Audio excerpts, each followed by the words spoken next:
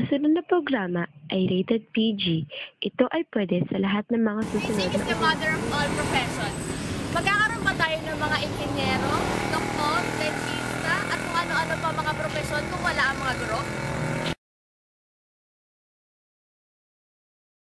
Kuya, ano po ang unang pumapasok sa isip nyo kapag sinabi po Pag teacher? tinawag na teacher, siyempre ang ano dyan, tagapag ano ng mga bata. Pangangaral ng kabutihan. Saka ano pa? Tagapag-alaga ng mga bata. Kung ka ng tulong sa pagtuturo, siguro dahil ewan ko. Or minsan may mga eskwelahan na siguro ang budget nila sa mga teacher, mababa lang ang pasweldo. Kaya yung iba, hindi ganun kapursigido para turuan ng bata. Siguro dahil dahil sa pasweldo. Pero siguro kung maganda ang pasweldo, baka madiktik pa ng principal o ng head ng eskwelahan na pagbutin niyo yung pagtuturo kasi kumbaga mahal ang binabayad ko sa inyo ng pasweldo. Eh, pagka maliit ang pasweldo, kahit ang teacher niyo gaganang turuan ng bata. Pero sana bigyan ng priority kasi magulang ang nagbabayad sa eskwelahan. Kaso hindi natin alam kung pinupulsa nga nung pinakamatataas. Kaya ang mga teacher, hindi na sasweldohan ng maganda. Kaya siyempre, sino ba gaganang magturo kung ganito lang sila ituturo, diba? So, ang nagsasacrifice, ang bata at ang magulang. Diba? Kaya nasa pagpapalakad din ng pinakamataas na eskwelahan. Diba? Kasi ikaw sweldohan kita ng malaki, kasi nakakapagturo, diba? Diba? Eh kung halimbawa ito lang, isa pumapasok sa utang ng tao yun. Diba? Pero may mga teacher naman na talaga na hindi nagbe-base sa sweldo, hindi sa ano, talagang gusto nilang matuto ang bata. Kaya lang, yun nga napansin ko, paramihan ngayon na eskwelahan, kumukuha sila ng low budget para sa teacher, yung hindi ganun, alam mo yun, na karapat dapat, kasi ito lang budget natin. So kahit hindi qualified kasi yung teacher na talagang magturo, kukunin nila kasi yung baba ng pasweldo. Parang ako kukuha ng taungan na bobo kasi yun lang kaya kong pasweldo. Pero palpak naman negosyo ko. So i-base mo yun sa eskwelahan, di ba? Para makabudget ang ano at hindi natin kung saan napupunta yung perang binabayad ng parents. Isang silid, mayroong isang taong nagbibigay buhay nito. Siya ang nagbibigay saya at kaalaman sa bawat mag-aaral. Sa loob ng isang silid ay nabubuo ang bawat pangarap ng isang mag-aaral. Dito nabubuo ang mga susunod na magtataguyod ng ating bansa. Tungo kami sa isang pribadong paaralan para kilalanin ng isa sa mga ulirang guro. Sa bawat paaralan, merong bisyon nito para makamit ang kanilang hinahangad. Ngayon, tunghayan naman natin ang isa sa mga kilala naming ulirang guro na si Miss Teresa de Leon. Halika at tunghayan natin ang kanyang mga kaalaman sa pagiging guro. May tanong po ako, bakit po pagtuturo yung pinili niyong profesyon? Sa totoo lang, hindi naman talaga yan yung first choice ko na course na kunin sa kolehiyo. Kasi unang-una, ang gusto ko talaga mag-take ng sundalo. Eh kaya lang, di ba, siyempre sa mga pananaw kasi ng mga magulang natin, lalo na kapag wala tayong pera, una talagang choice ng mga magulang natin magturo. Kasi yun daw yung pinaka-practical course para sa atin. So, Ma'am, ano po ba yung mga experience niyo habang nag-aaral kayo bilang isang guro? Nung panahon na student teacher pa lamang ako, napakahirap para sa akin kasi unang-una, hindi ko pa naman talaga, kumbaga parang hindi pa nakakabot ng utak ko na ito na yung profession na kinukuha ko. So, nung mga panahon na yun, medyo mahirap mag-adjust, lalo na student ako. Nagtatrabaho ako habang nag-aaral. So, sa part ko bilang isang student teacher, may mga panahon minsan ayaw mo matulog. Kasi kailangan mo mag-aaral ng mga lessons kasi may mga lessons na first time mo lang na-encounter. So, kailangan mo pag-aralan kasi syempre ayaw mo namang magmukhang tanga sa harapan ng mga estudyante. Pangalawa, syempre may mga bagay ka na kailangan mo i-please yung critic mo, kailangan mo pakitang gilas. Maliban doon, syempre hindi ka naman lalabas ng classroom na sasabihin ng mga estudyante mo hindi ka magaling, hindi nila naiintindihan. So bilang isang student teacher kasi na-experience ko that time, hindi ka papasok sa classroom na bilang isang student. Papasok ka bilang isang tunay na guro at kailangan mong i-acto kung ano ka talaga bilang isang guro. Hindi bilang isang estudyante. Sa madaling salita, kailangan mong pag-aralan ano yung tamang kilos ng isang teacher. Kung paano magsalita sa loob ng classroom, paano magbigay ng eksaktong informasyon, at higit sa lahat, paano kakikilos sa loob ng classroom hindi ka magkakamali na makikita ng estudyante mo. So, yun lang. Ma'am, yung sa actual na pagtuturo naman po, yung guro na po kayo, ano naman po yung experience niyo? Ayan, yan yung pinakamagandang tanong, lalo na kapag sa mga first tier of teaching, lalo na kapag fresh graduate ka. Kasi, iba talaga yung student teacher ka lang na may, kahit paano may naasahan kang rating. Kumpara ngayon na ikaw lang talaga yung kikilos sa loob ng classroom, ikaw yung magiging batas kung ano yung gusto mong ipatupad, ano yung mga dapat mong sundin ng mga lessons, hindi katulad dati may nagbibigay sa iyo ng instruction. So mahirap kasi yung responsibilidad ng pagiging isang teacher, eto na talaga Eto na talaga yung totoo na ikaw lang mismo sa sarili mo. Pangalawa, mahirap kasi may mga experience na eto mo lang mai-encounter na lalo may problema sa estudyante, problema ng estudyante sa teacher. So, nasa iyo yung kung paano mo siya i-handle.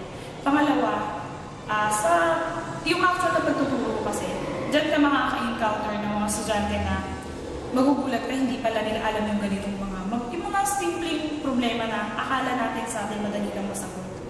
So, dito ko kasi na-encounter yung mga estudyante na kahit ang bababaw lang ng salita sa Pilipino, ang hirap nilang sagutin. Kasi nga, syempre, private school ako nag-aaral, so mas priority sa kanila yung ginagamit yung English. So, yun ang mahirap sa atin bilang isang Filipino teacher, kung paano natin i-handle yung mga ganong simpleng problema. Pero, yung mga ganong problema kasi, kahit yung mga, or minsan may mga nag-aaway, minsan, basta may mga ganong problema na, depende sa'yo kung paano mo nga siya i-handle.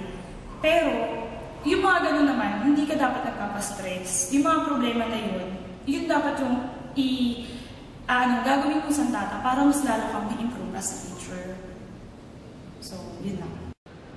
Ma'am, pwede po bang malaman kung ano po yung mga naging suliran ninyo sa pagtuturo ng Pilipino sa isang private school? Okay, bilang isang high school teacher sa Pilipino, dito sa private school, mahirap para sa akin kasi may mga estudyante tayo ngayon na masakit man sabihin or masakit man aminin bilang isang Filipino teacher. May mga term kasi sa Filipino, di ba? Siyempre, pag Filipino ka kasi, hindi natin may iiwasan minsan na kapag bibigay tayo ng mga salita, lalo sa talasalitaan, para mapalawak yung kanilang bokabularyo. Minsan may mga salita napakababaw, napakasimple, pero hindi pa nila maintindihan, hindi pa nila masagot. Kasi nga, mas sanay sila sa paggamit ng wikang Ingles. Pangalawa, maliban sa nahihirapan na silang maunawaan mo, nagiging problema kasi nila yung pag-ulit-ulit ng lesson. Diba, minsan kapag yung mga topics natin, paulit-ulit, ine-expect kasi ng guro, minsan parang madali na para sa mga estudyante natin na maintindihan. Kaya lang, yun yung pagkakamali ng teacher kasi minsan, lalo na halimbawa ka nagturo ka ng mga wika, ine-expect mo, syempre pagdating ng high school, alam nila yun, lalo na yung mga busy. Kaya lang sa experience ko kasi, hindi. Kasi di ba parang iniisip ko parang may, kumbaga nagkaroon na sila ng mastery sa lesson, pero hindi pa rin. Siguro nga, kasi naging problema nila, kasi ngayon, ginagamit nilang language sa bahay, kahit sa mga kaibigan, puro English. So parang, para sa kanila, isa sa pinakamahirap na subject nila dito sa high school, yung Filipino nga. Kasi yun, nahihirapan silang intindihin. Lalo na yung pagtuturo ng Ibong Adarna, Florante at Laura, Noli Me Tangere at Elfie, hirap na hirap silang maintindihan kasi ginamitan nyo ng mga malalalim na salita. So, sa akin, pinagamit ko sila ng mga dictionary para kahit paano makatulong sa kanilang maintindihan yun. Pangalawa, nagiging problema dito ng teacher kasi minsan may mga lessons kasi na halos pareho ng lesson ng 3rd year at 4th year. Tapos, yung ganun, pareho ng lesson, so kailangan magkaiba yung strategy at technique na gagamitin ng teacher para hindi ma-board yung mga estudyante. And bilang isang Filipino teacher din, mahirap kumalat ng mga technique at strategy na kung saan mag-fit sa mga bata kung ano yung kailangan gamitin sa kanila. Kasi hindi naman lahat sila ay kaya makarelate kung ano yung technique na ginagamit mo. Ma'am, totoo po bang habang tumatagal, mas minamahal yung pagtuturo? Oo, totoo yun. Kasi, bilang isang guro, kaya parang mas lalong mapapamahal ka sa profession na pinili mo. Lalo na kapag once ang estudyante mo, nakikita mo yung development niya, kung paano siya natututo. Siyempre, bilang isang teacher, tapos nakikita mo yung estudyante mo na natututo sa'yo. Proud ka sa sarili mo kasi kung hindi dahil sa tulong mo o sa tulong ng ibang teacher, hindi mo makikita na yung estudyante ko dati hindi pa marunong magsulat, pero ngayon ang galing-galing na magbasa. So parang bilang isang teacher kasi, naiintindihan mo na yung mga needs ng estudyante mo. Kumbaga ikaw, bilang isang guro, nag-enjoy ka na rin sa ginagawa mo. Maliban doon, syempre, doon mo na kasi ma-feel yung pagiging pangalawang nanay para sa kanila. Tsaka natututo ka ng humawak at paano mo dadalhin yung mga responsibilidad na hindi lang iisang bata, dalawang bata yung kaya mong i-handle, kundi yung mga bata sa loob ng klase. Tapos yun, syempre, nakaka-enjoy kasi, lalo na kapag nakikita mong nag-e-enjoy din sila sa pagtuturo. So, yun, kaya maraming teacher na mas mahal pa nila yung pagtuturo. Yung ibang pamilya nga nagsaselos kasi parang mas mahal na daw ng mga magulang nila yung pagtuturo kaysa sa mga pamilya nila. Kasi nga, ganun din naman pag nasa school ka kasi, syempre mga estudyante mo, ang turing mo sa kanila, mga anak mo na din. So yung pagiging nanay, nandun din. So ibig sabihin, nasasagot mo lahat, nabibigay mo lahat ng needs nila. Katulad doon kung ano yung mga problema. Minsan may mga problema yung mga bata na sa iyo lang sinasabi. Tapos ikaw yung nakakatulong sa kanila para mabigyan solusyon ng mga problema nila. So sa mga subjects, ganun din. Yung mga hindi pa nila dati nalalaman, dahil sa iyo, kahit pa paano, na-deliver mo na tama sa kanila yung mga bagay, yung mga impormasyon na dapat nilang malaman. Ma'am, para po ba sa inyo, masasabi po bang dakila o bayani isang guro pag nilagyan ng watawat sa libing o wag namatay, ganun? Hindi naman, kasi para sa akin pansariling pananaw. Naging thinking na kasi ng mga Pilipino na kapag ang isang tao na patay at nilagyan ng watawat sa ibabaw ng kabao, matatawag ng bayani. Una kasi, para sa akin dapat ma-realize kasi ng tao na hindi naman basta yan ang pagiging bayani ang pag namatay ka, yung lagyan ka lang ng watawat. Dapat ma-realize ng mga tao na kung ano yung nakikita nilang development ngayon sa ating bansa, yan ay nangyari o yan ay naganap dahil sa mga teacher. Kasi hindi naman sila matututong gawin yung mga bagay na yun kung hindi dahil sa ating mga guro. Kasi unang-una tayo naman ang naging daan para matutunan nila yung mga bagay na yun at maging, kumbaga parang maging produktibo sila sa mga bagay-bagay. Sa madaling salita, masakit man aminin, kaya lang kasi tayo mga guro, hindi tayo nakikilala ng bayani kasi hindi nila nakikita. Ano nga ba talaga yung pinag-ugatan nung bakit may mga tao naging successful na sa buhay. So, yun lang. So, para sa akin, hindi naman basehan na yung watawat na yan, kung lalagyan ka or hindi, para maging isang bayani ka lang.